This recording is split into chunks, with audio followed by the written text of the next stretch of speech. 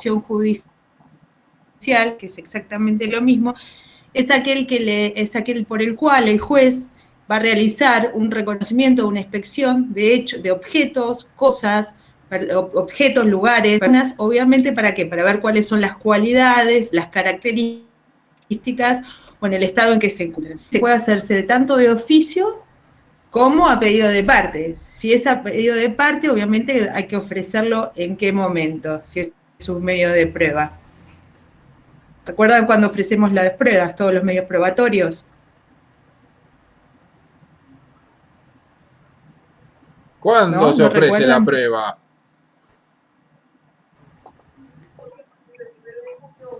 Sí, ahí pusieron. Como todos los medios de prueba, ¿cuándo?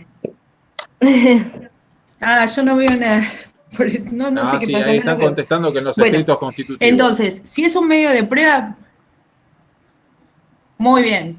Bueno, parecemos reiterativos, que siempre preguntamos lo mismo, pero para que lo recuerden, que siempre es con la demanda, contestación, reconvención y su contestación. Y este medio de prueba también puede ser ofrecido en algo que habíamos visto de las diligencias preliminares, también puede ser ofrecido en esa instancia, ¿sí? Si es de oficio, obviamente el juez está dentro de facultades que le confiere el artículo 36, que van a recordar cuando en algún momento vimos los deberes y facultades de los jueces, que vimos artículo 34, 35 y 36. Si es de oficio, que lo dispone el juez, obviamente está encuadrado dentro del artículo 36. Algunos dicen que no se trataría de un medio probatorio, sino una apreciación de la prueba, pero en realidad la mayor parte de la doctrina dice que sí, porque en realidad lo que va a hacer el juez es la percepción directa de los hechos, ¿sí? Y esos hechos que él percibe, o sea, esas características o cualidades de las personas, objetos o lugares, sirve a él para extraer la información o sea, al ser esto una fuente de prueba, lo que él hace, esta percepción a él como medio de prueba. ¿Está? Y como todo medio de prueba, tiene que estar, obviamente, como esto va a ser este reconocimiento judicial, siempre hay que respetar los principios procesales que vimos, igual los principios que están en materia previa, que son los principios de contradicción, y obviamente el principio de publicidad, porque si el juez dice que va a ser un reconocimiento judicial de un lugar RIR y estar presente en el momento, tanto las partes como sus letrados, y obviamente, si en el supuesto de que se trate de lugares, personas o situaciones o determinadas características, que estén los consultores técnicos de las partes. También dicen algunos que se puede tratar que se traten de reconocimientos judiciales respecto de personas, porque podemos saber cuáles son las características de las lesiones, o pedir complementariamente, cuando habíamos visto como prueba pericial que se podían pedir informes o exámenes médicos específicos o científicos, ¿sí?, sobre determinado tipo de enfermedad, siempre y cuando, dice la doctrina, que todas estas cuestiones que se realicen no, digamos, invadan o sean invasivos respecto a las personas. ¿Cómo se valora este medio probatorio? ¿Cómo valoramos todos los medios probatorios? ¿Qué principios aplicamos? Los de la... Muy bien, contestan acá. Una estampida de sanas críticas están cayendo, como locos. ¿Cómo eran? Lucas, Juliana. Ya estoy, creo que estoy. Ahora sí, ¿nos escuchás? Bueno, entonces recuerden, si es... ¿Nos escuchás? Perdón, Pau, perdón, Bueno, les termino así, les digo. ¿Dónde está previsto, dónde está enumerado? En el artículo 479, el reconocimiento judicial, ¿sí? Respecto a si es de oficio, lo tienen que leer en concordancia con el artículo 36 del Código Procesal. Y otra cosa que tienen que tener en cuenta es que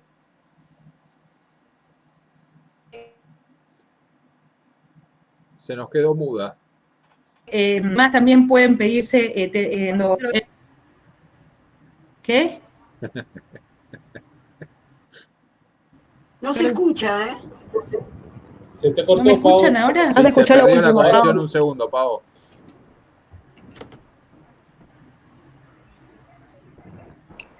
Uy, qué complicada la clase de hoy, chicos.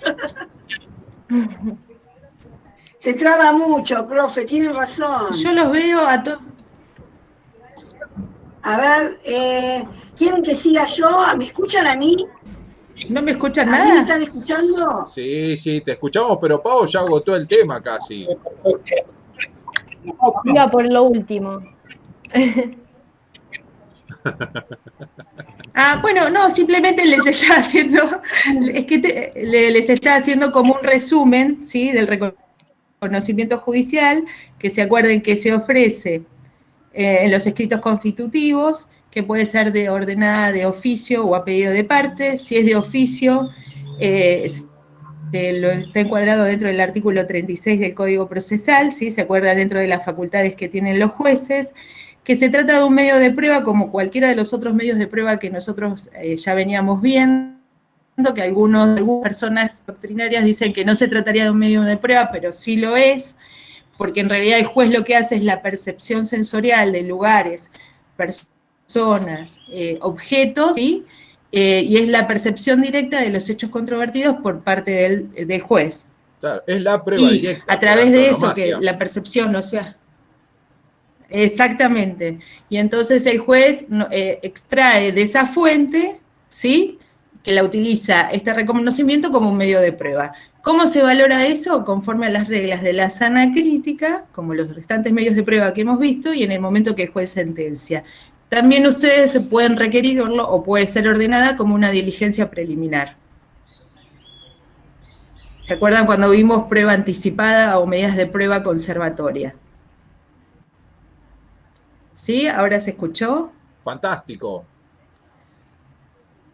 479 es cuando uno lo ofrece como un medio probatorio. Y de oficio, dentro de los artículos, o sea, el 479 dice que de oficio o a pedido del juez, pero cuando, digamos, el juez lo dicta de oficio, está dentro del artículo 36. Bueno, Pau, ¿me lo dejás a Martín? Ahí lo puso Marcelo. Dale, te lo Que dejo a Martín. necesito que me agoten el tema de alegato, maestro. Por favor, Martín. Gracias, Necesito Pablo, que gracias, alegues. Marcelo. Bueno, vamos a darle una especie de conclusión a esto. Es importante que ustedes recuerden, me escuchan bien, ¿no? Fantástico. Sí, yo te escucho perfecto. Perfecto. Es importante que ustedes recuerden, cuando hablemos de alegato, cómo venía el proceso, ¿sí? ¿Se acuerdan que nosotros lo teníamos dividido en diferentes etapas? Hablábamos de una etapa inicial, introductoria, donde cada una de las partes incorporaba los escritos constitutivos. Luego veíamos que llegábamos a la audiencia preliminar y empezaba la etapa probatoria, y después teníamos la parte conclusiva o de sentencia, ¿sí? Ahí donde después dicta la sentencia. Cuando nosotros terminamos de producir la prueba, ¿bien? Y la otra parte hace lo mismo, vamos a llegar a la parte de los alegatos. Si ustedes leen los libros de texto que tienen, y si lo tienen a Palacio, van a ver que dicen que el alegato es el acto procesal mediante el cual las partes disponen al juez por escrito las conclusiones que le sugieren las pruebas producidas en el proceso. ¿Bien? Eso es lo que dice Palacio, puede haber otros autores que difieren en algo, pero básicamente es eso. ¿Qué va a hacer? Cada una de las partes le va a exponer al juez las conclusiones a las que han arribado en orden a la prueba producida. Y es importante que destaquen y que tengan en cuenta que no es solamente la prueba producida por esa parte, sino también por la contraria. ¿Bien? El actor o los actores, el demandado o los demandados van a alegar sobre su propia prueba, ¿sí? Y sobre la prueba producida en la otra parte. Claro, van a tratar de destruir al adversario, ¿no? Sí, tal cual, muy bien, gracias Marcelo por la acotación. No, Es justamente eso, nosotros vimos ejemplos, por ejemplo, de accidentes de tránsito, ¿bien? Entonces, ¿yo qué voy a tratar de decirle al juez? Mire, su señoría, con esta prueba que produje, informativa, documental, que acompañé en su momento, testimonial, pericial, confesional, yo he logrado probar estos hechos que yo relaté en la demanda y crear la convicción en el juez de que esos hechos han existido. Y también voy a decir, y mire, la demandada argumentó ciertas defensas que no logró probar, porque ese testigo que trajo a declarar no contestó tal cosa, lo hizo de mala manera, lo hizo de una manera ambigua, lo hizo de una manera poco clara, o tiene una relación que hace que disminuya esa convicción en el juez, porque es un empleado, por ejemplo, en la parte, etc. ¿Sí? Lo que vamos a hacer cada una de las partes es justamente abocarnos a analizar la prueba que hemos producido y la que ha producido la otra parte y presentarlo al juez lo que va a ser nuestras conclusiones, señores. ¿Sí? Para entender este tema, uno tiene que leer el artículo 482 del Código Procesal Civil y Comercial de la Nación. Si uno lo lee, lo puede dividir en tres partes, y esas tres partes le va a dar todo justamente lo que hay que hacer y lo que hay que saber para leer. ¿Bien? Comienza el artículo diciendo que producida la prueba, el prosecretario administrativo, sin necesidad de gestión alguna de los interesados, o sin su casación, si alguna de las partes lo pide, ordenará agregar el expediente de las pruebas. ¿Sí? ¿Esto por qué? Porque en algunos procesos se genera lo que se llama el cuaderno de prueba. Es una especie, para que se den una idea, de carpetita aparte, ¿bien? Donde uno incorpora toda su prueba, la otra parte incorpora toda la suya y luego se agregan al expediente. Por eso el artículo, redactado ya hace muchos años, habla de que el prosecretario tiene que agregar la prueba. Cumplido eso, continúa el artículo, dice que el prosecretario pondrá los autos para alegar. Esto es importante que ustedes lo sepan y lo tengan en cuenta. Va a haber una providencia de las del tipo simple que vimos en la clase anterior, ¿sí? Va a estar firmada en este caso por el prosecretario administrativo, también la puede firmar el secretario, ¿sí? Y va a poner los autos para alegar. Esa providencia, lo dice la misma norma, se va a notificar por cédula. Entiéndase que una de las partes le va a enviar a la otra la notificación por cédula, ¿sí? Que se pusieron los autos para alegar. ¿Por qué es importante esto? Porque a partir de que esta providencia queda firme, las partes van a tener un plazo que determina el mismo artículo 482 para producir sus alegatos. ¿Sí? Una vez firme, dice la norma, se entregará el expediente a los letrados por su orden y por el plazo de 6 días a cada uno. ¿Esto para qué? Para que el profesional se pueda llevar el expediente a su estudio, analizar la totalidad del expediente con la documental, con la prueba reservada, con los documentos que hayan acompañado y formular un alegato conforme a la prueba producida, por su parte y por la contraparte. ¿Bien? Sepan que este es un plazo individual que va a tener cada una de las partes. Si fueran dos partes, la van a retirar por orden, primero el actor, luego el demandado, 6 días cada uno. Si hubiera más partes, y hablamos del liticonsorcio, tanto de la parte actora como de la parte demandada, activo o pasivo, van a tener 6 días cada una de las partes. Si hubiera dos demandados, van a ser para los demandados 6 días para el primero, 6 días para el segundo, ¿sí? Para retirar el expediente y devolverlo al tribunal. Bien, tengan en cuenta, que es importante para saberlo en esto, que si las partes actúan con una misma representación, con el mismo patrocinio, ¿bien? Se considerará que es una sola parte, con lo cual va a tener nada más que 6 días. Léase, son varios demandados, es un liticonsorcio pasivo, pero todos vienen representados por la misma persona, van a ser solamente 6 días. No va a haber 6 días por cada liticonsorcio. Ese plazo es individual, es para retirar el expediente de la Secretaría y producir los alegatos. Otro plazo también muy importante es el plazo para presentar el alegato, que a diferencia de lo que estamos hablando de este plazo común, es un plazo, de este plazo individual, es un plazo común, ¿bien? Quiere decir que las partes van a tener, desde el primer día que comienza a correr el plazo hasta el último, ¿sí? Un tiempo común para presentar los alegatos. Ese tiempo va a ser justamente la suma de cuántos días tienen para retirar el expediente y devolverlo. Si hubiera dos partes, 6 días para cada uno, sumamos 12 días, el plazo común para presentar el alegato va a ser de 12 días. Si hubiera 3 partes, ahí ya van a ser 18 días y el plazo común va a ser de 18 días. El resto de las cuentas las pueden ir haciendo ustedes, que no es mi especialidad justamente.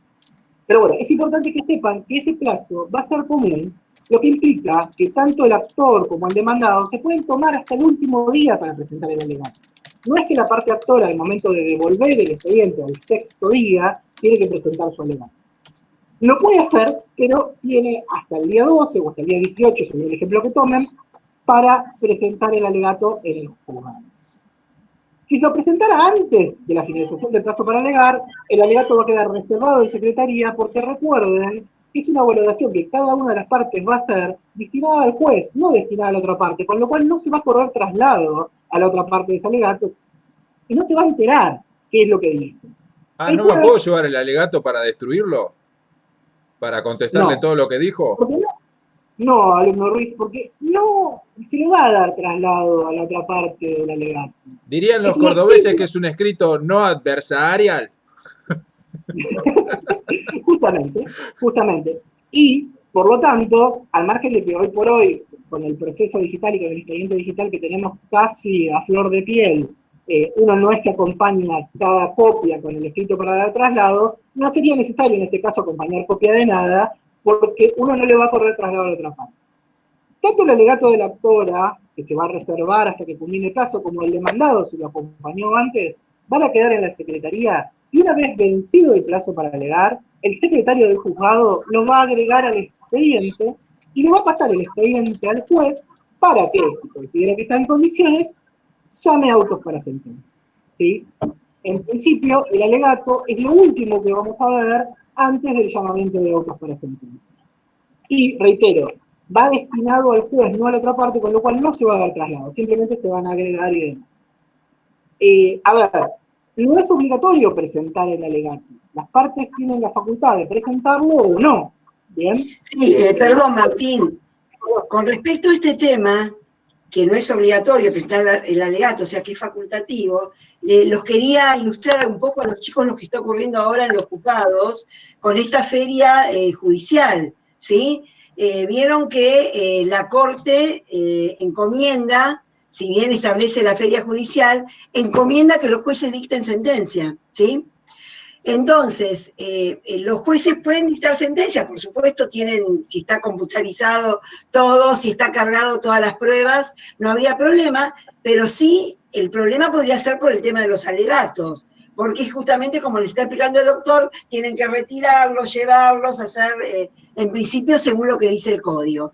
Entonces, hay varias opciones.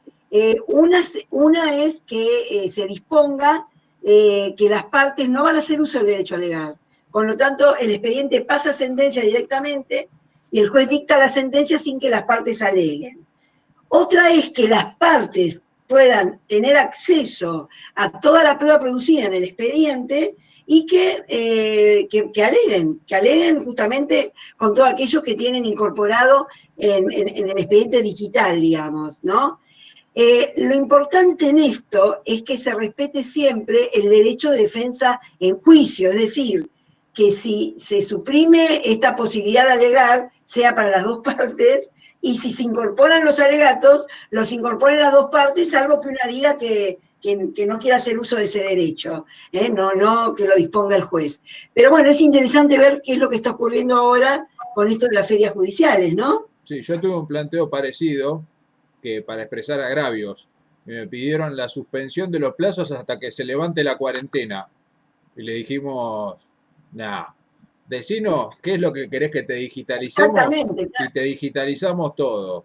Pero lo de suspender hasta que se levante la cuarentena no sabemos cuándo va a ser.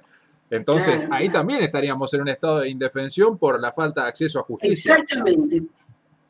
Justamente esto se origina en que la cuarentena, que empezó a ser como algo excepcional, se está convirtiendo en algo que no es excepcional. Por lo tanto, no se puede paralizar totalmente el servicio de justicia.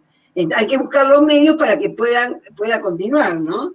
Perdón, Martín, un comentario. No, por favor, muchas gracias. Además, nos mantiene al tanto de lo que está pasando, porque realmente hay muchas cosas que se están modificando y a veces no tienen el mismo criterio para modificarlo, que es muy importante. Creo que las dudas las fueron evacuando, les agradezco porque yo no estaba mirando el chat mientras que hablaba. Cualquier duda me dicen, obviamente. Sí, María Belén hizo una pregunta, dice, si el litisconsorcio es pasivo y están todos representados por la misma parte, ¿el plazo para presentar el alegato también va a ser de 12 días? O sea, ella dice, claro, si están representados por el mismo abogado, si está unificada la personería, ¿el plazo es el mismo? Sí, al estar representado por la misma representación letrada, valga la redundancia, el plazo va a ser de 6 días para retirarlo y el plazo va a ser de 12 días para presentarlo si son una actora y un consorcio masivo, ¿bien? Representados por el mismo abogado. La ¿ok? verdad, doctor, lo suyo es una cosa hablaban- de locos. Es una cosa excepcional. Le hago una pregunta, porque nosotros vimos hasta ahora que hay una forma normal de resolver las causas. O sea, vimos que hay distintas etapas y llegamos hasta la sentencia. Y cuando llegamos a la sentencia es la forma que todo el mundo está esperando que el proceso termine. Es la estrellita del proceso. Ahora, A ¿puede ver, ser que alumno termine Ruiz, de otra es el manera? típico- alumno Ruiz es el típico alumno que se quiere destacar, interrumpe y no deja terminar el tema. Sí, perdón. Si Hablábamos me de eso deja, con la doctora que... terminamos con alegatos y nos vamos al otro tema que lo vamos a enganchar de alguna manera y va a quedar bien. No, quería decirles, ahora seguimos. Ahí, Martina, hay alguien que también te está preguntando. Dos datos importantes. No entiendo. Primero, la pregunta es que no entiende por qué habría 18 días para tres partes. Claro, primero porque así lo prevé el código y habla de 6 días para cada parte para poder retirarlo. Imagínense que si manteníamos siempre el plazo fijo de 12 días, la tercera parte, por llamarlo de alguna manera, no podría alegar con el expediente porque todavía no lo habría retirado. Se lo llevó 6 días el actor, 6 días el demandado, tiene que presentar los alegatos y todavía queda 6 días de retiro. Por eso el plazo común para presentarlo se extiende a medida que se van agregando más partes al proceso, salvo que tengan la misma representación. Por eso, lo que estamos haciendo. ¿Puedo decir algo? Capaz que recuerden que el plazo para alegar es común y el para la presentación del alegato es individual. ¿Sí? Claro. Por eso quizás ustedes van a empezar Pablo. a preguntar, pero entonces hay uno que va a tener más tiempo para alegar. Y sí, el actor va a contar, o sea, para todos el plazo para alegar, si son 3, son 18 días, o sea que al día 18 todos tienen que presentar sus alegatos. El actor se lo lleva el día 1. El actor va a ser... Sí, no decís. Claro, el actor va a ser el primero que tenga el expediente, pero el plazo para todos va a ser el mismo, ¿sí? Antes que me olvide, quería detallar algunas cosas importantes.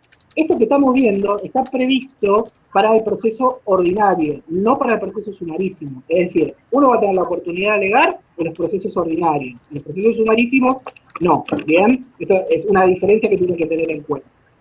Perfecto. Y obviamente, lo van a leer o lo van a ver en el video que les grabé, el alegato no es una presentación para invocar defensas que no se han invocado oportunamente, hechos que no se han alegado y demás, ¿sí? Justamente por el principio de preclusión, si yo no lo hice en su momento, no lo voy a poder hacer después. Y no lo voy a poder hacer en los alegatos. Van a encontrar que algunos autores dicen, bueno, pero el alegato se puede indicar que había una organización minoritaria y tratar de reclamar un poco más. Bueno, eso uno lo podría llegar a hacer en el alegato, pero en principio no es para incorporar ni nuevas defensas que no he incorporado en su momento, ni nuevos hechos que no he invocado. ¿Sí? Es simplemente para alegar sobre la prueba producida, por una parte o por la otra. ¿Sí? Otra cosa importante, antes de terminar y seguir con lo que estábamos hablando con el doctor Ruiz, es que hay una sanción si uno no devuelve el expediente en el plazo estipulado para devolverlo. ¿Bien? Si uno pasa los 6 días que tenía para reintegrarlo al tribunal y no lo reintegra, pierde el derecho a alegar. Significa que si lo alega, le van a devolver el alegato, le van a decir, no, mire, como usted lo devolvió tarde, no tiene posibilidad de presentar el alegato. Esa es la sanción que prevé la norma. Por ahí estaban preguntando si había plazo de gracia para presentar el alegato. Sí, como todo plazo, van a tener las 2 primeras del último día, después del último día, para presentar el alegato. Sepan que la providencia prevista en el artículo 482, donde el prosecretario o el secretario pone los votos para alegar, es susceptible de un recurso, que vamos a ver cuando veamos la parte recursiva. Por eso el artículo habla de que van a retirar el expediente una vez que quede firme dicha providencia. ¿Sí? Eso lo van a entender más cuando veamos recursos, qué tipo de recursos y demás. Pero quiero que lo tengan en cuenta para cuando lo veamos. Ahí, Martín, te están haciendo unas preguntitas.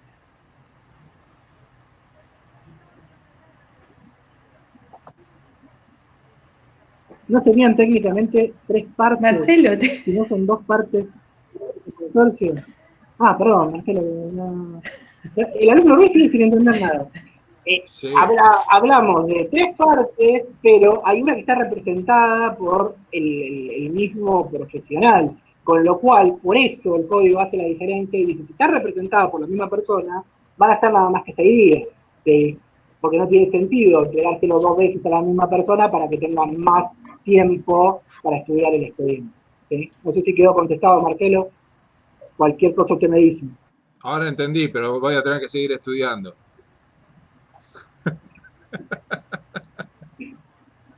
Bueno, como usted disponga, si quiere, seguimos adelante con lo que me estaba preguntando. Sí, por favor, porque alguien me habló de que podía terminar de otra manera y no entendí nada. Bueno, Porque ustedes hasta acá vienen que explicando no, que se termina, que hay una tercera etapa, que es la decisión, que se toma una sentencia, y después alguien me dijo que no, que podía terminar de otra manera antes. Y ahí ya está, se me quemaron los papeles. Esto es muy, perdón que acá hay un tema muy importante, que es el plazo de gracia para devolver el expediente, ojo, que acá lo contestaron, ¿lo vieron? Martín, ¿viste? Perdón, me quedé con la pregunta de Marcelo. Claro, no, que una cosa es No, el plazo de gracia. el plazo, claro, hay una diferencia, lo que yo les decía, pero está bien que lo pregunten y está bien en aclararlo, en devolver el expediente y en otra en presentar el alegato. ¿Bien? Uno tiene que, cumplido el 6º día, que uno no importa cuándo lo retira, sino cuándo empezó a correr ese plazo, tiene que ese día devolver a la secretaría, al juzgado, el expediente para que permanezca en el juzgado. Y a partir del día siguiente, la otra parte, cuando quiera, dentro de sus 6 días, lo retira. ¿Bien? Ahí no hay un plazo de gracia. Sí, para presentar el escrito alegando. En ese caso sí, va a ser el último día que tenían para alegar, sumada a las 2 primeras del día subsiguiente. ¿Sí? Espero que haya quedado claro. Transparente. Ahí preguntan si el plazo empieza a correr a partir de que devuelven el expediente. El plazo ya está previsto, uno puede hacer el cálculo a medida de que quedó firme la providencia que fue notificada por cédula, y a partir de ahí, cada parte tiene, si son 2 partes, 6 días para retirarlo y 12 para presentar el alegato. Ojo, si la parte actora lo retira y lo devuelve al 8º día, no significa que a partir de ahí se empiezan a contar 6 días. Lo que tendría que hacer el demandado es presentarse en el juzgado y decirle, pues mire, no devolvió el expediente en término, suspéndame el plazo para que una vez que lo devuelva yo cuente con otros 6 días. ¿Sí? Y recuerden, detalle importante por si no quedó claro, que no es obligatorio que yo me lo lleve 6 días ni que me lo lleve el primer día. Yo lo puedo retirar el día 4º y devolverlo el día 5º, retirarlo el primer día o el 6º, eso es facultativo de cada uno. O no llevármelo. Si no devolvés el expediente, claro. También puedo no llevármelo. Hoy por hoy, como está mucho digitalizado, en general muchas veces no se lo llevo. Por eso la pregunta de qué sanción había, si no se alegaba, se contestó muy bien ahí, que es importante que lo sepan, que es una facultad, que es lo que dijo el doctor. Acuérdense que las sanciones son para los incumplimientos de deberes procesales, pero al ser una facultad, puede presentarlo o no hay sanción. ¿Sí? Perfecto. Bueno, ahora vamos ya a modos anormales, ¿no? Dele, si no hay más dudas, empezamos con modos anormales. Como estaba diciendo, el proceso tiene distintas etapas y busca llegar a la etapa conclusiva donde el juez va a dictar sentencia. ¿Qué es la sentencia? Es lo que le van a dar la certeza, ¿sí?, de lo que el juez entiende que fueron los hechos probados y la resolución. Es decir, la sentencia es la ley individual para el caso particular. ¿Bien? Ese es el modo anormal de que se termina un proceso, con la sentencia. Vamos a ver que el Código Procesal también prevé distintos modos anormales de terminación de proceso. ¿Sí? Cuando uno ve que hablamos de modos anormales, estamos hablando de una manera diferente a la sentencia. ¿Sí? Si hablamos de la sentencia, es el modo normal. Los modos anormales, ¿cuáles son? ¿Bien? Vamos a ver que tenemos el aislamiento, vamos a ver que tenemos la caducidad de distancia, el desistimiento, la transacción y la conciliación. Esos son diferentes modos anormales de terminar el proceso. Que sería bueno que por ahí terminara el proceso así, porque el hecho de decir modos anormales quedó como un poco antiguo, porque lo que tiende ahora la doctrina procesal moderna es a que los juicios no terminen justamente con la sentencia definitiva, que sería el modo normal, sino que terminen por algún modo anormal, es decir, que haya una conciliación, que haya una transacción, ¿no, Martín? Sí, por supuesto, sí es. Justamente la idea es que las partes puedan solucionar el conflicto sin necesidad de la intervención del juez. Vamos a ver que en estos modos anormales va a participar el juez y que inclusive puede tener iniciativa o colaborar con las partes para que lleguen a una solución, pero una solución a la que van a arribar ellos, ¿sí? No a una sentencia que es donde el juez, con los elementos de juicio que tiene, él dice qué es lo que va a resolver y dicta la sentencia, ¿sí? Estamos hablando de, como vamos a ver, un acuerdo, una conciliación que nace de la voluntad de las partes, también el desistimiento, ¿sí? Y esto me viene bien para justamente hablar de dos clasificaciones que podemos hacer cuando hablamos de modos anormales de determinación del proceso. Por un lado vamos a tener modos que son involuntarios, ¿sí? Como puede ser, de los que recién les mencioné, la caducidad de instancia, que en general uno no tiene la voluntad de que el juicio termine por la caducidad de instancia, que ahora más adelante ya les van a explicar qué es, ¿sí? Y por otro lado tenemos los modos voluntarios, ¿bien? Anormales para terminar el proceso. Dentro de esos modos voluntarios vamos a hablar en particular en estos minutos de lo que es el desistimiento, ¿sí? Lo que es la conciliación y lo que es la transacción. Bien. Perdóname, Martín, disculpame una cosita, porque hay una pregunta que hizo un chico que a mí me gustaría aclarar, si hacía cosa juzgada, los modos anormales. ¿Sabés qué, Valentín? Tenés que escuchar ahora justamente la explicación del profesor, porque no todos los modos anormales de terminación del proceso tienen los mismos efectos, ¿sí? Entonces, estate atento, porque ahora el doctor te va a explicar qué modos anormales pueden hacer cosas jugadas respecto a determinados hechos y aquellos que no, ¿eh? Perfecto. Y justamente para eso vamos a hablar de uno de los modos anormales voluntarios, que es el desistimiento, ¿bien? En este caso, el desistimiento, la parte va a expresar, ¿sí?, su voluntad de no seguir adelante con el juicio. Y en virtud de eso lo podemos clasificar, o lo clasifican algunos autores, como el desistimiento, cuando se refiere a la pretensión o al proceso, ¿bien? O cuando se refiere al desistimiento del derecho. Y dentro del desistimiento son las dos grandes clasificaciones que vamos a hacer, ¿sí? Uno puede desistir del proceso, de la pretensión o del derecho. ¿Cuál va a ser la diferencia? Es que cuando yo desisto de la pretensión o del proceso, lo que le estoy manifestando al juez es mi voluntad de poner fin a ese proceso, ¿sí? A esa pretensión. Dice, mire, señor juez, yo no voy a seguir adelante con eso, ¿sí? Eso, si uno lo analiza, tiene una consecuencia, que es que voy a poder volver a iniciar ese proceso. ¿Por qué? Porque yo no estoy renunciando a mi derecho. Lo que estoy diciendo es, señor juez, no quiero seguir adelante con esto, ¿bien? Lo que no significa que el día de mañana pueda volver a iniciar. Ojo, siempre y cuando no haya operado prescripción, porque si yo me opero la prescripción de mi derecho, por más que lo vuelva a iniciar, la otra parte me va a plantear que está prescripto y ahí no voy a tener mucho por hacer. ¿Me siguen? Bien.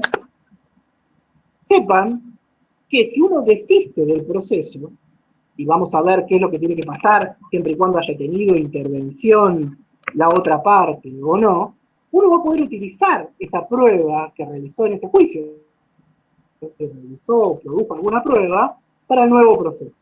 Ahora bien, dato importante a tener en cuenta cuando hablamos del desistimiento del proceso, de la pretensión, es saber si se le corrió traslado o no a la otra parte. Bien.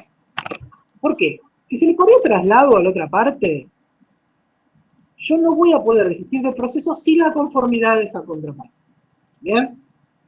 La idea es que yo desisto del proceso, estaba trabada la litis, es decir, estaba notificado el demandado que había un proceso que le estábamos llevando adelante, el juez me va a decir, de ese desistimiento, póngalo en conocimiento de la otra parte, para saber si la otra parte tiene la intención de seguir o no adelante con el proceso. Capaz que alguno de ustedes piensa, bueno, pues yo tenía un juicio, y me dicen que el juicio terminó, abro el champán y festejo. Y realmente, si uno lo piensa rápido, dice, sí, tiene razón, si tengo un juicio menos, tengo que estar contento. ¿Qué me voy a oponer? Sí, puede ser que yo me oponga a ese desistimiento. ¿Por qué? Porque el desistimiento del actor, ¿sí?, que el que va a desistir, puede tener que ver con que se olvidó de ofrecer algún testigo en la demanda, no invocó algún hecho sustancial, ¿sí? Que se da cuenta cuando contesta la demanda. El demandado dice, mire, y además él no está diciendo tal cosa y tal otra, con lo cual, bueno, si el actor toma conocimiento de eso y dice, no, mejor desisto, y como todavía no prescribió, lo inicia nuevamente. Si yo como demandado guardo silencio, no me opongo a ese desistimiento, el juez me va a tener por desistido el proceso y el actor va a poder iniciar un nuevo proceso donde ahí sí va a agregar distintas pruebas y demás. También puede ser que yo tenga una necesidad de que haya realmente una sentencia en ese proceso y quiero que realmente el juez resuelva y se diga. ¿Por qué? Porque la sentencia sí va a ser cosa juzgada y no me van a poder volver a iniciar otro mismo proceso por la misma pretensión una vez finalizado, ¿bien? Una vez que la sentencia está firme.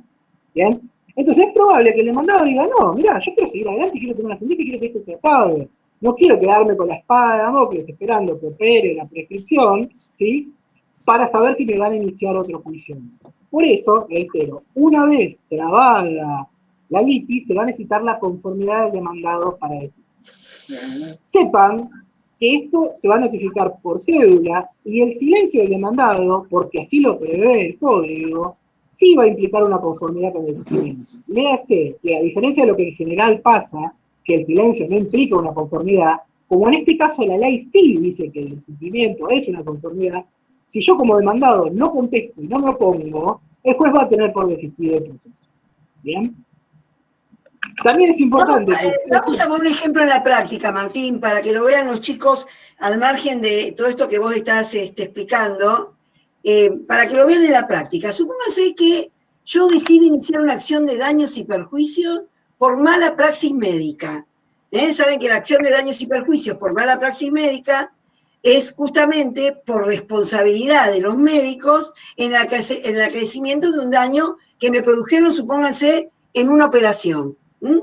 Entonces, me asesoro con algunos médicos, evidentemente entiendo que hubo mala praxis e inicio el proceso. Lo inicio contra el médico, contra la clínica, contra la obra social y contra la aseguradora de los médicos, que vieron que todos los médicos tienen un seguro. ¿Qué ocurre? Ofrezco prueba, ¿sí? Ofrezco prueba que hace a mi derecho. Luego se corre el traslado de la demanda, se presentan los demandados y contestan demanda ofreciendo como prueba elementos importantísimos que hacen a darme cuenta que mi pretensión de resarcimiento de daños y perjuicios no va a prosperar. No va a prosperar porque por ahí presentan evidencias médicas, fíjense que los que contestan la demanda son médicos, que luego puede ocurrir que se tenga que probar por prueba pericial. Pero si yo me voy a dar cuenta que esto no va a prosperar porque fue un tema justamente en el cual no hubo una mala praxis, sino que hubieron distintos criterios médicos, que ustedes saben bien que en medicina los criterios médicos son muy importantes para cada cuestión. Entonces yo me doy cuenta de eso, ¿y qué digo? No voy a llegar al dictado de la sentencia definitiva, que me rechacen la demanda y todavía me condenen en costa. O sea, no solamente tuve el perjuicio, sino que aparte voy a tener que pagarle al demandado, a la aseguradora, a todas las partes demandadas. ¿Qué hago entonces? No, voy a desistir del proceso. Ahora bien, como dijo el doctor, como ya contestaron demanda, acá me dice el de prescripción, no era Marcelo, como ya contestaron demanda, yo no puedo disponer del proceso así porque sí, y listo. Sino que de mi desistimiento se le tiene que correr el traslado a los demandados para que ellos expidan. ¿Entendieron esto en la práctica? Pero el desistimiento es con costas, claro, también depende. Bueno, explícalo, Martín, sí, perdón. No. Siendo la pregunta en particular, que la íbamos a ver más adelante, pero nos adelantamos, no hay problema. Sí, el desistimiento era con costas, te preguntaban, claro. Claro. Esto está previsto en el artículo 73. En general, las costas ante el desistimiento es a cargo de quien desiste. Pero hay una excepción, que si uno está desistiendo del proceso e invoca que ese desistimiento tiene que ver con algún cambio de la legislación o jurisprudencia. ¿Por qué? Porque puede pasar que en el transcurso de un juicio, que nos puede llevar años, nos cambie la legislación o haya jurisprudencia mayoritaria, ¿sí?, que nos digan que nuestra pretensión no va a tener fundamento, con lo cual, una vez que uno toma conocimiento de eso y rápidamente desiste, uno puede pedir que las costas no se le impongan. Si no, el principio general es que las costas van a estar a cargo de quien desiste, ¿bien? Porque es quien ha obligado a litigar y luego deja de lado esa pretensión. Claro, esto del cambio de legislación, fíjense ahora con la nueva ley de alquileres. ¿Entienden? O sea, que si en el uno inicia un desalojo con una ley, pero resulta que en el transcurso del proceso de desalojo se dicta una nueva ley de alquileres, por lo cual, efectivamente, la pretensión del que pidió el desalojo puede no prosperar por el cambio de legislación y desiste, sería injusto todavía imponer las costas. ¿Entienden, chicos? Esto. Qué importante que lo veamos con la realidad de lo que está pasando. Ahí nos contesta que entiendan. Ya que estamos, vamos a hablar de lo otro que nos queda hablar de desistimiento, que es el desistimiento del derecho. Y acá hay una diferencia fundamental, porque lo que uno que está haciendo en este caso es renunciar al derecho que tiene. No estamos hablando del proceso, ya estoy hablando del derecho. Yo renuncio a reclamar este derecho, ¿bien?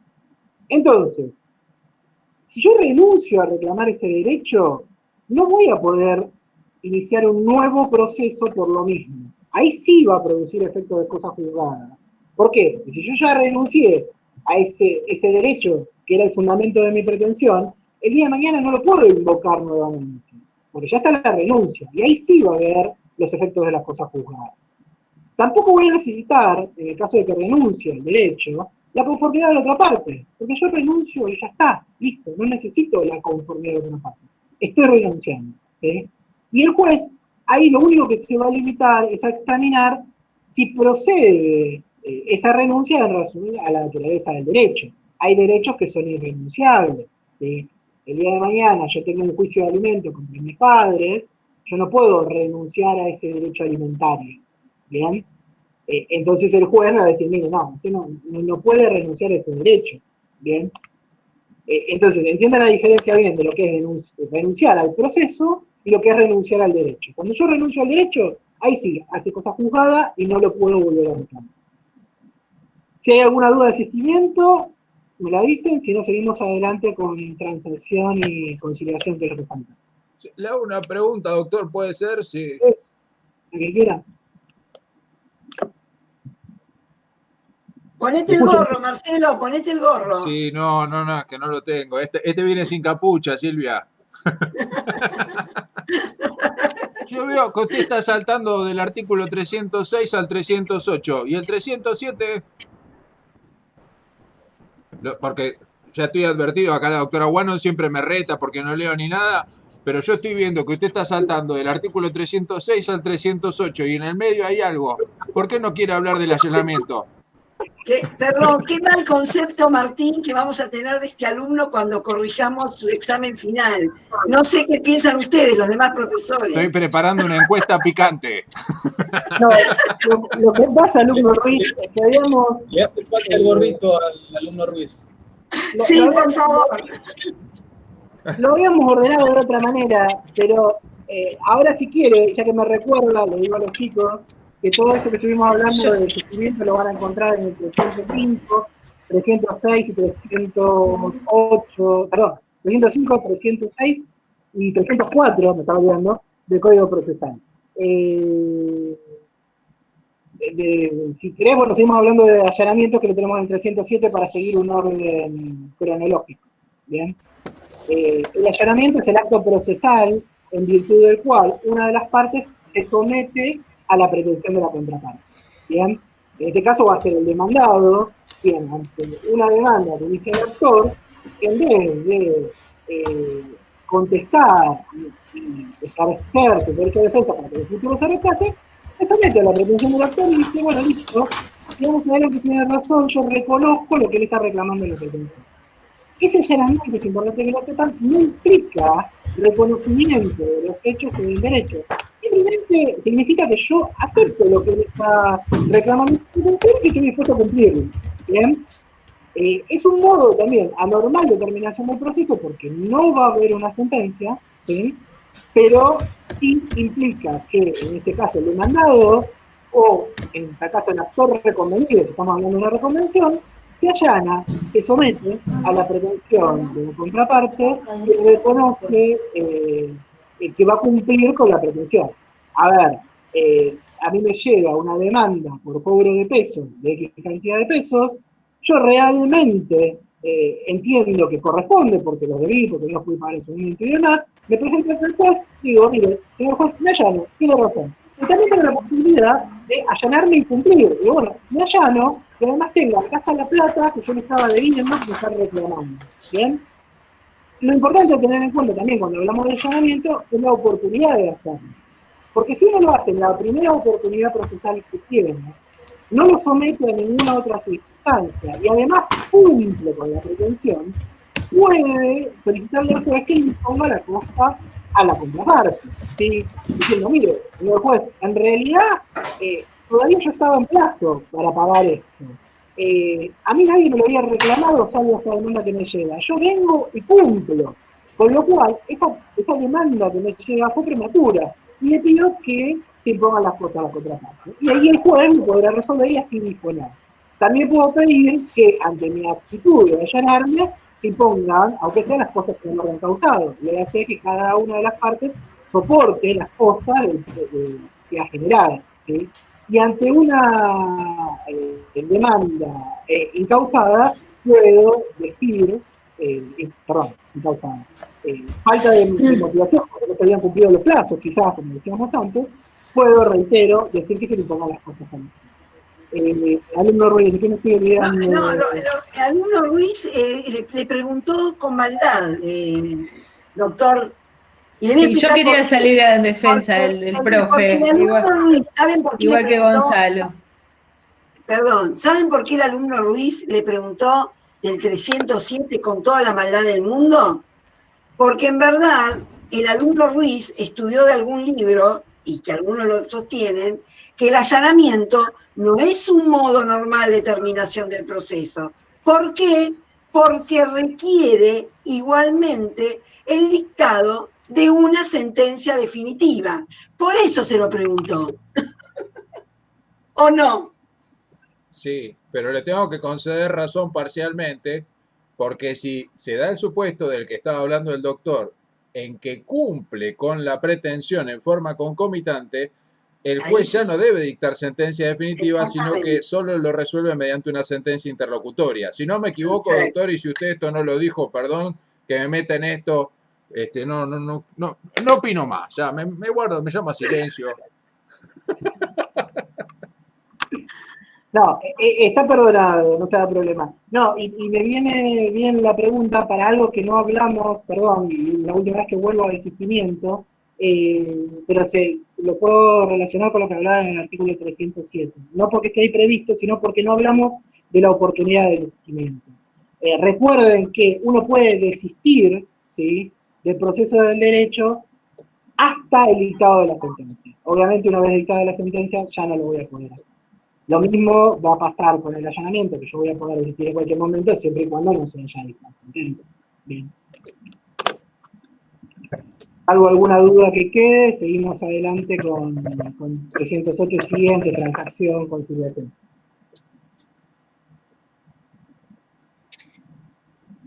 Bueno, por ahora no veo. Débora, justo lo habíamos contestado, Débora.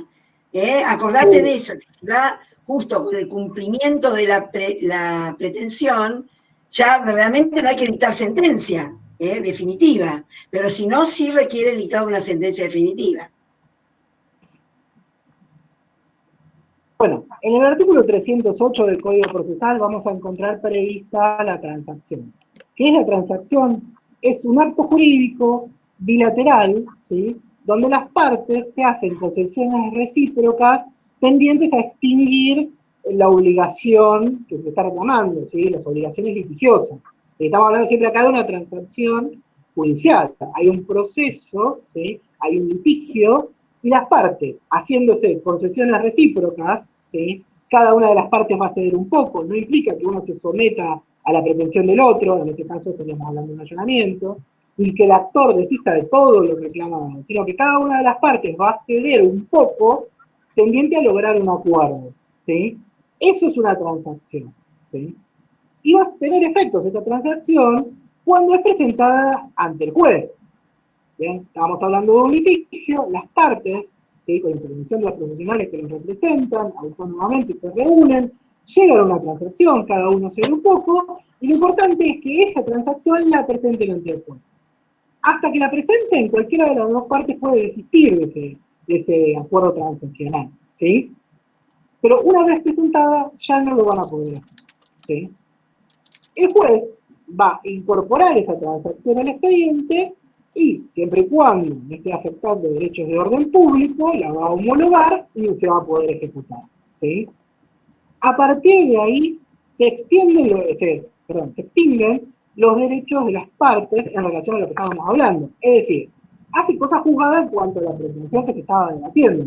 Si las partes acuerdan, lo presenta el juez, ya no van a poder existir, el juez lo homologa, a partir de esa homologación ya tengo una cosa juzgada en relación al objeto litigioso. Bien. Dispone el artículo 308 que las partes podrán hacer valer la transacción del derecho en litigio con la presentación del convenio o suscripción ante el juez. Este se limitará a examinar, por el juez, ¿no?, la concurrencia de los requisitos exigidos por la ley para la validez de la transacción y lo homologará o no. En este último caso, en caso de no homologarlo, continuará los procedimientos de juicio. ¿Me escuchan bien? Doctor, Sí. pregunta, ¿qué pasa si hay menores? Bueno, en el caso de que estamos hablando de una transacción, y también lo vamos a ver cuando veamos conciliación, donde haya involucrado derechos de personas menores de edad, va a requerir la participación del Ministerio Público de la Defensa de los Menores, que es el defensor de menores incapaces de nuestra ciudad, ¿sí? Entonces, el juez, previo, ¿sí?, bajo pena de nulidad, a expedirse en cuanto a si homologa ese acuerdo transaccional o esa conciliación, como vamos a ver más adelante, le va a dar intervención al Ministerio Público para que dictamine. Bien. Luego, con el dictamen del defensor, el juez resolverá si homologa o no el acuerdo. Pero es importante que le dé previa intervención porque si no puede estar sujeto a nulidad esa sentencia homologatoria. Entonces, no sé si... Martín, perdona, no sé si, porque yo justo me fui a buscar un poco de jugo. Si contestaron lo del ejemplo de la transacción en juicio, ¿lo contestaste? Un ejemplo. No, pero lo decimos ahora. A ver, nosotros estamos litigando, por ejemplo,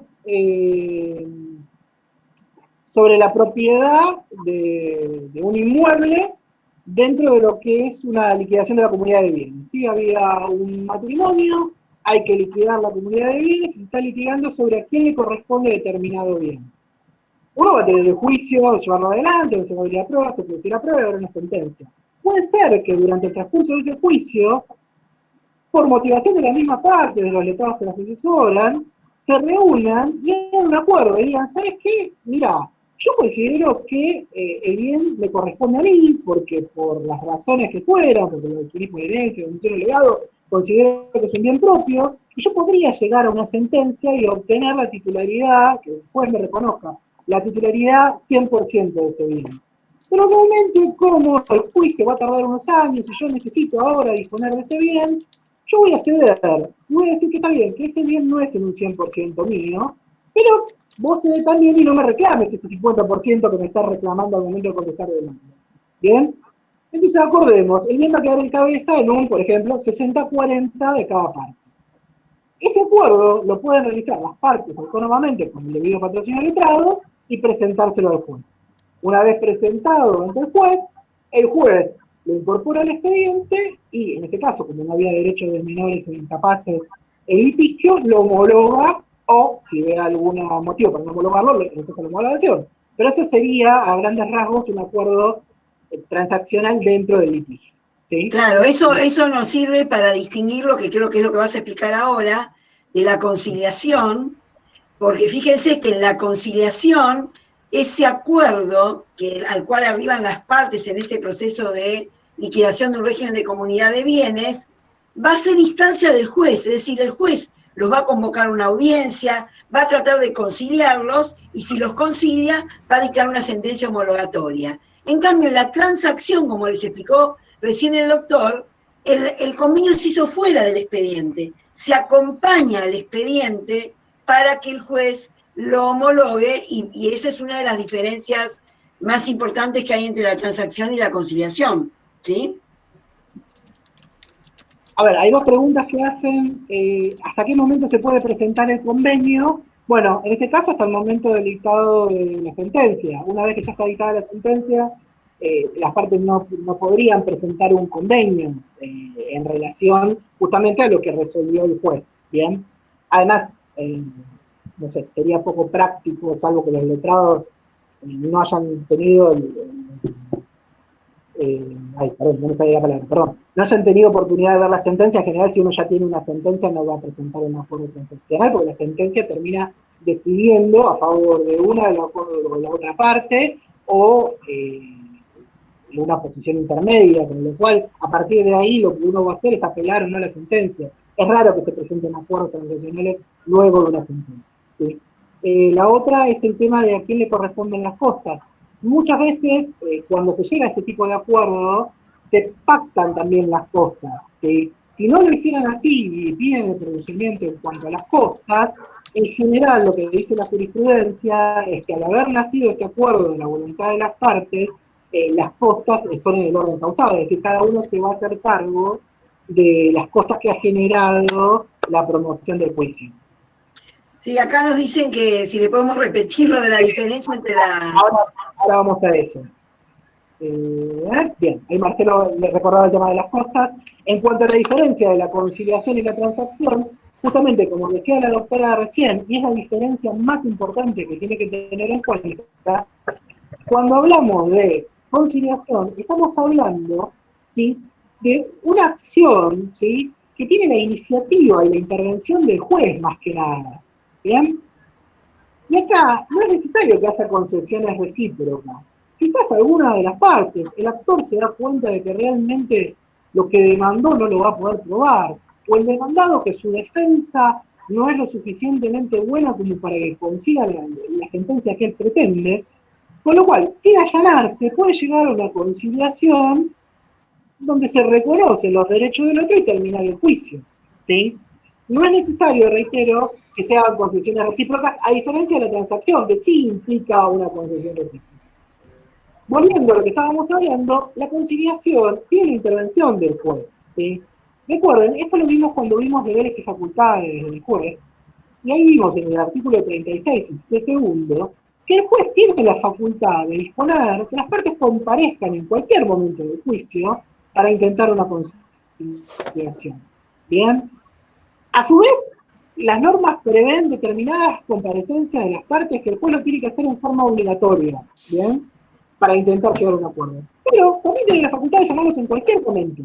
Hasta el dictado de la sentencia, ¿sí?, hasta el dictado de llamamiento de la sentencia, el juez en cualquier momento los puede citar a conciliar.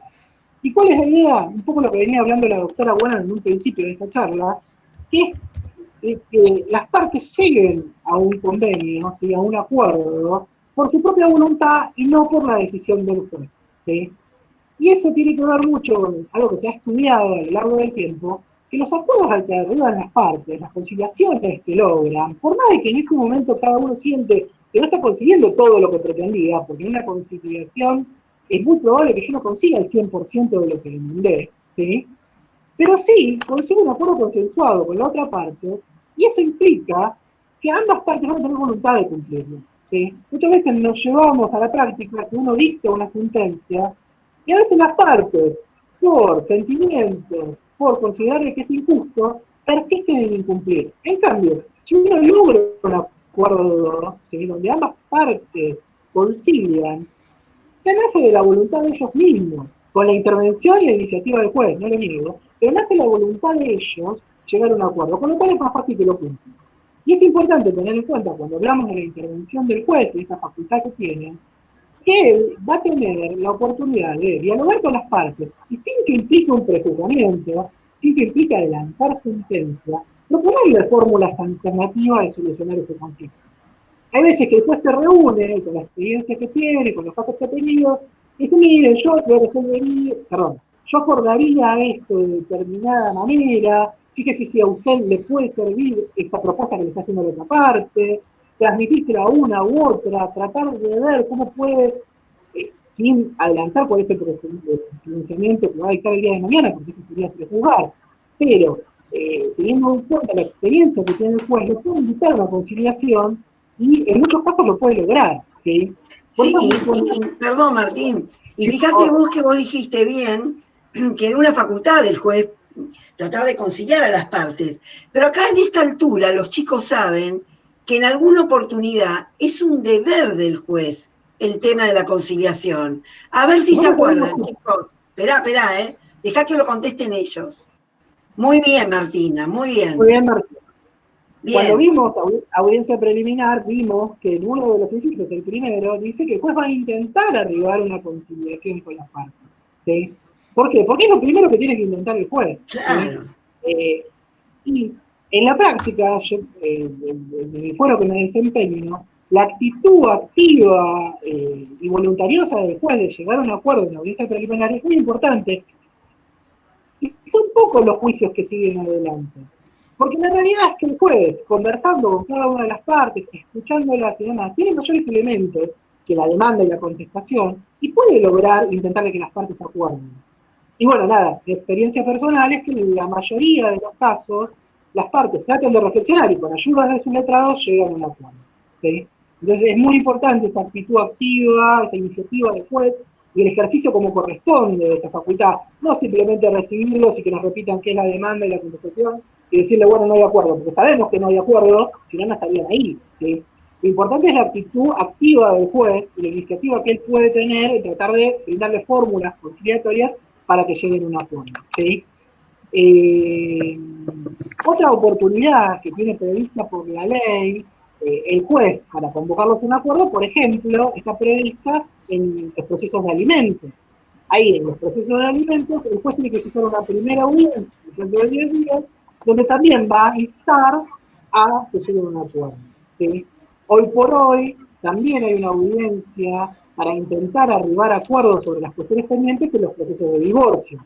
Si hubiera alguna cuestión pendiente que no haya sido podido ser zanjada en un proceso de divorcio relativa no al divorcio en sí, hoy vimos que no es más el divorcio con causa como existía antes o con la causal objetiva que existía antes de la reforma del Código Civil. Hoy uno manifiesta la voluntad de divorciarse y previo trámite de rigor el juez tiene que dictar sentencia. Sí, claro, pero que quede bien en claro que cuando el artículo del código se refiere a la conciliación, está dentro de un proceso de conocimiento, no en procesos especiales como el divorcio o el alimento, en el cual, como dice el doctor, el juez sí concilia también, pero no como un modo anormal, digamos, de terminación del proceso, ¿no? Porque tiene sus características especiales estos juicios.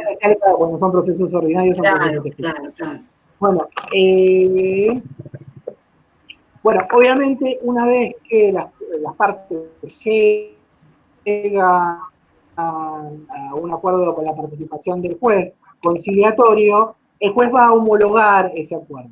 Y si hubiera en juego los derechos de menores o incapaces, le va a dar intervención previa al Ministerio Público para que esté conformidad o no con la homologación, ¿sí? Dispone el artículo 309 en cuanto a los efectos de la conciliación que los acuerdos conciliatorios celebrados por las partes entre el juez y homologados por este tendrán la autoridad de cosa juzgada. Y con eso vuelvo a lo que hablábamos en un principio y me preguntaban que si hace cosa juzgada o no, los acuerdos conciliatorios homologados hacen cosa juzgada en lo que hace a la pretensión del conciliador. ¿Sí? Perfecto. ¿Algo que me haya olvidado de algo, alguna duda? No, yo que la clase pasada, cuando di resoluciones judiciales, me viene bien ahora, Martín, que estás diciendo esto, les dije, ¿se acuerdan, chicos, que habían 3 tipos de resoluciones? Las providencias simples, las interlocutorias y las sentencias definitivas. pero no hablé de otro tipo de sentencias, que era la sentencia homologatoria, que tiene una estructura formal muy simple y que justamente se dicta cuando existe una conciliación o una transacción. ¿Qué es lo único que hace el juez? Decir, homologo en cuanto al lugar por derecho el acuerdo arribado por las partes en la conciliación de fojas o en la transacción presentada a fojas. Se dan cuenta que tiene una estructura formal mucho menor, con menos partes que una sentencia definitiva. Pero quería esperar que le explicara el doctor esto porque me olvidé la clase pasada de hablar de la sentencia homologatoria. No, Catalina pregunta acá, Martín, no sé si le querés contestar vos, si las sentencias homologatorias se dictan en el desistimiento. No, Catalina, el desistimiento no, se tiene por desistido del proceso, pero no se dicta una sentencia homologatoria de ese desistimiento. Sí, no sé si... Perdón, y es importante, les quería aclarar que la sentencia, como decía la doctora, que niega la homologación, esa sentencia interlocutoria, después no va a homologar, a diferencia de la que homologa, que no necesita fundamento, es importante que el juez la fundamente concretamente, la negativa, ¿para qué? Para poder abrir la segunda instancia, porque si el juez dice, miren, no homologo y no lo fundamenta, es algo arbitrario que le impide a las partes ejercer el derecho de recurrir, como vamos a ver más adelante cuando veamos recursos, y fundamentar. ¿Qué van a decir? Yo estoy en desacuerdo con la decisión si la decisión no tiene fundamento. ¿Bien? Y es por eso la diferencia que también que hace en cuanto al tiempo delicado de la providencia simple de la sentencia interlocutoria. Recuerden que la providencia simple se dicta en un plazo de 3 días y la interlocutoria en un plazo más extenso de 10, porque en general, ¿sí?, toda sentencia interlocutoria debe estar fundada para permitir esa posibilidad de que...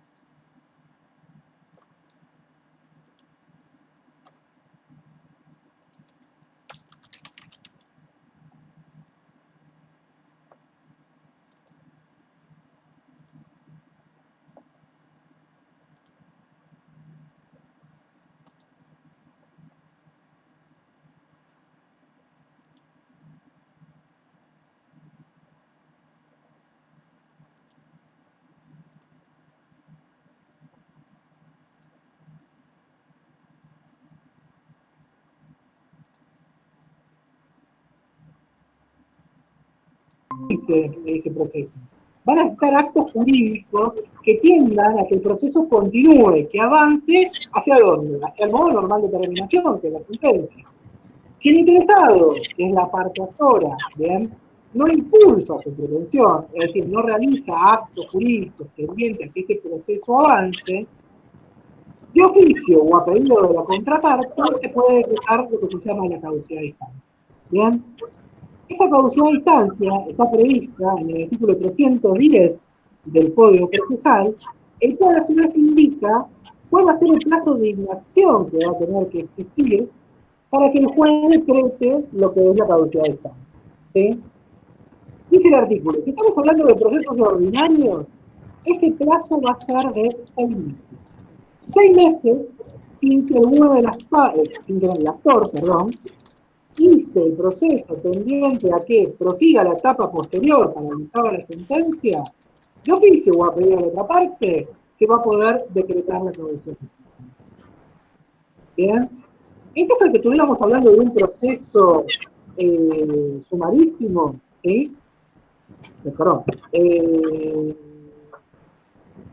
En caso de que estemos hablando de un proceso, será de 3 meses el plazo para decretar la caducidad de instancia. Dice el artículo, de 3 meses en segunda o tercera instancia y en cualquiera de las instancias de juicio sumarísimo.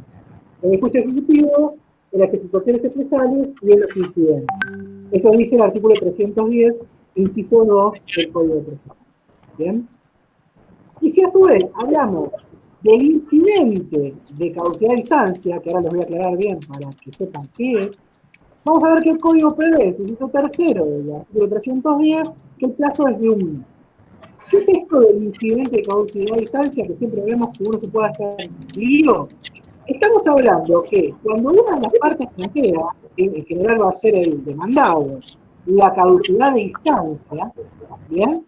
El juez va a ordenar que se sustancie con la otra parte y él se va a generar lo que se llama una incidencia, un incidente. Este incidente, ¿sí? Va a tener que ser activado, en este caso por el demandado, que va a tener que cumplir con la carga de notificar al actor que está pidiendo la caducidad de instancia.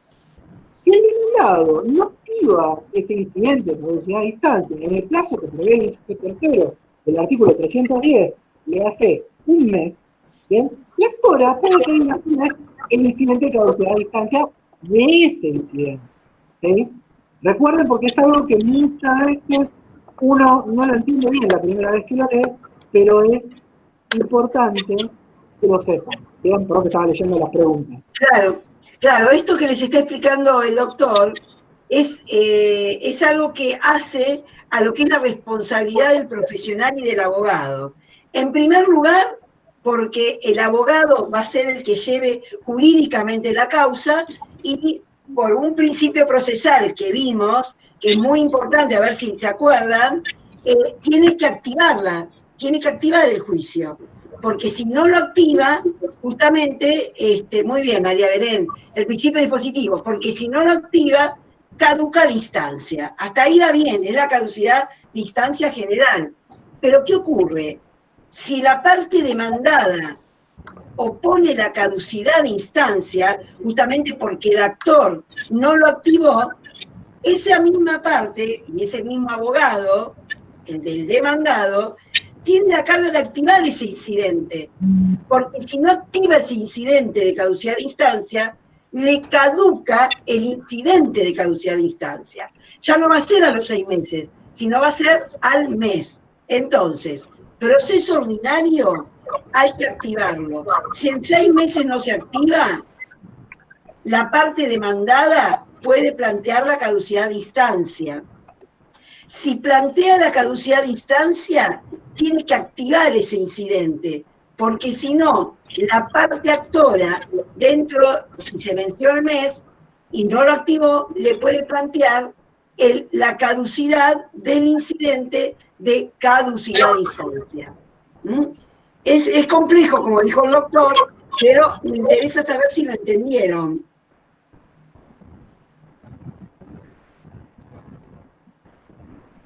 Carolina lo entendió, los demás chicos, Catalina también, las Carolinas, las Catalinas, las Marías Belén, ellas están muy atentas.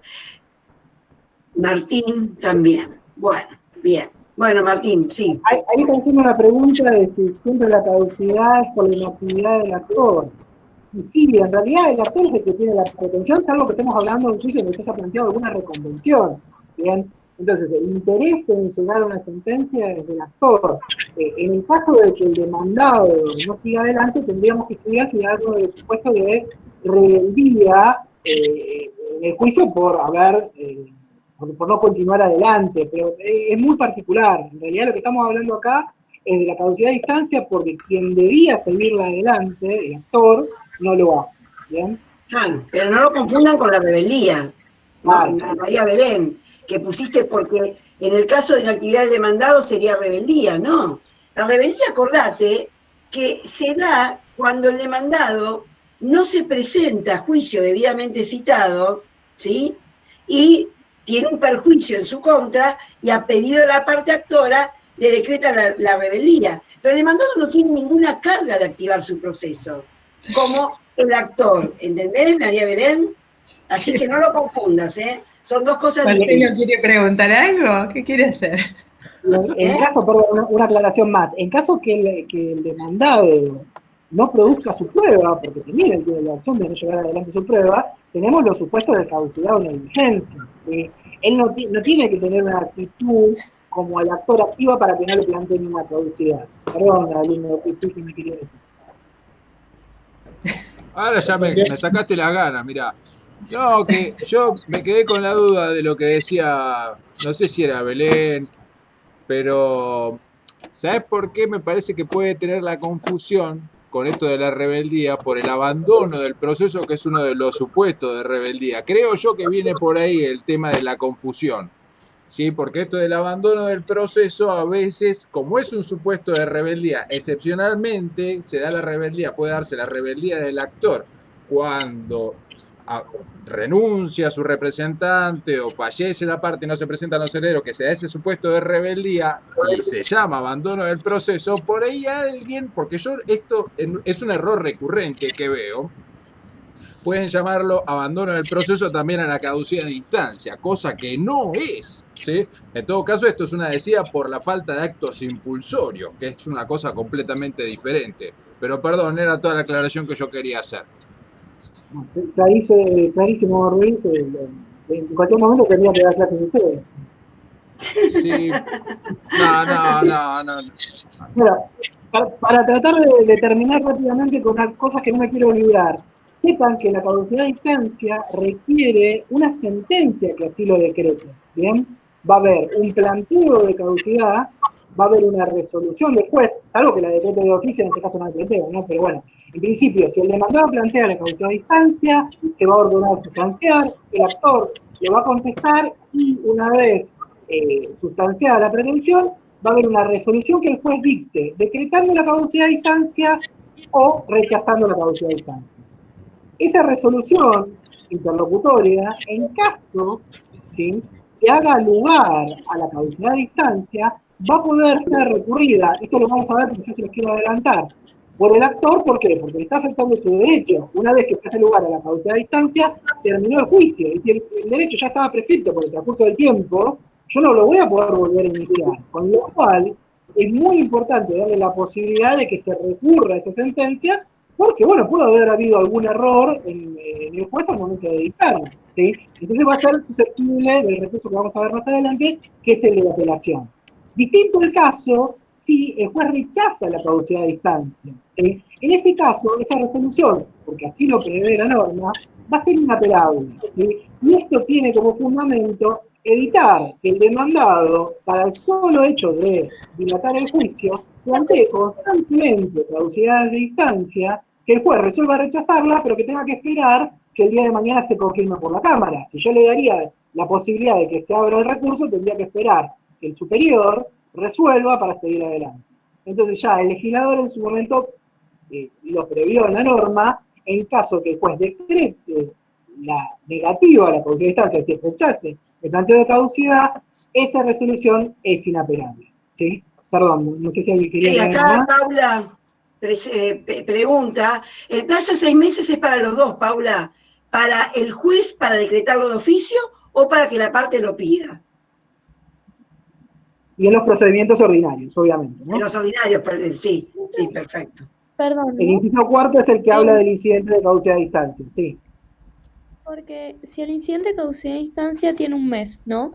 Ese se daría, si se da, por ejemplo, en el proceso ordinario, serían esos 6 meses y ahí recién puedo plantear el incidente.